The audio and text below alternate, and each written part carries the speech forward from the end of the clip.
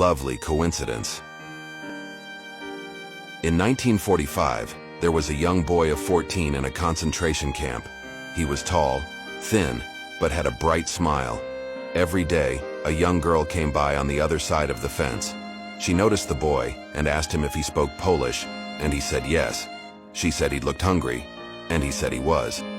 She then reached in her pocket and gave him her apple. He thanked her, and she went on her way. The next day, she came by again, bringing with her another apple which she gave him. Each day, she walked by the outside of the fence, hoping to see him, and when she did, she happily handed him an apple in exchange for conversation. One day, he told her not to come by anymore. He told her he was being shipped to another concentration camp. As he walked away with tears streaming down his face, he wondered if he'd ever see her again. She was the only kind soul he'd seen across the fence.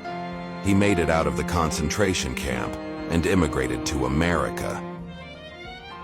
In 1957, his friends had fixed him up on a blind date. He had no idea who the woman was. He picked her up, and during dinner began talking of Poland and the concentration camp. She said she was in Poland at that time. She said she used to talk to a boy and gave him apples daily.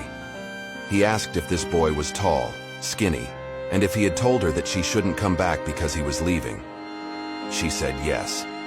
It was her, the young girl who came by every day to give him apples.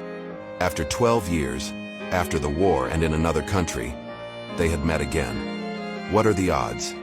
He proposed to her on that very night and told her he'd never again let her go. They are still happily married today.